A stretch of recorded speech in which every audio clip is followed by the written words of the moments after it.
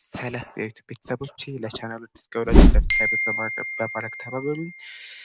ዛሬ ደግሞ የምናወራው ስለ ሄሪ ፖተር ስለተባለው መጽሐፍ ስለጻፈችዋ ስለ ጄኬ ሮሊንግ ሲሆን እቺ የሄሪ ፖተር መጽሐፍ ደራሲ በነበረችበት ጊዜ ላይ በጣም ብዙ ችግሮች ነበራት።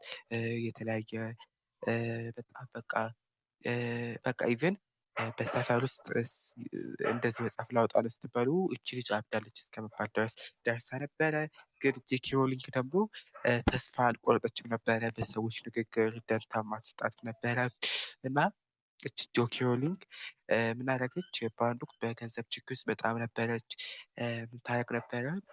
ልጇን ወደ ትምህርት ቤት በምትሸኝበት ታይም ላይ ሬስቶራንት ትገባና በጣም ርካሽ የሆነ ቡና ገዝታ መጽሐፎቿን እዛ ለመጻፍ ቁጭ ብላ ብቻዋን ያን ርካሽ ቡና እየጠጣች ትጽፍ ነበረ።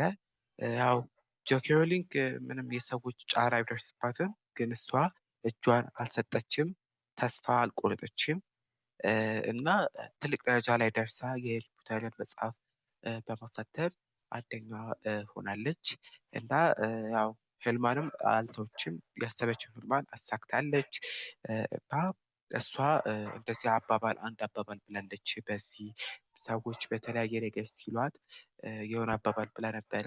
ከዚህ አባባል ውስጥ እነግራችኋለሁ፣ ውድቀት ማለት መጨረሻ አይደለም፣ እንደገና ለመጀመር እድል ነው ትላለች። ይህ ማለት ምን ማለት ነው ካልን ያው መልእክቷ ለማስረዳት የፈለገው ሁኔታ ዛሬ ምንም ይሁን ህልምን አትተው፣ ትንሽ ትንሽ በመስራት ትልቅ ለውጥ ማሳየት ትችላለህ ትለናለች እቺ እንስት ጎበዝ ጀግና ሴት እና ይህን ነገር ከጄኬ ሮሊንግ መማር እንችላለን ማለት ነው።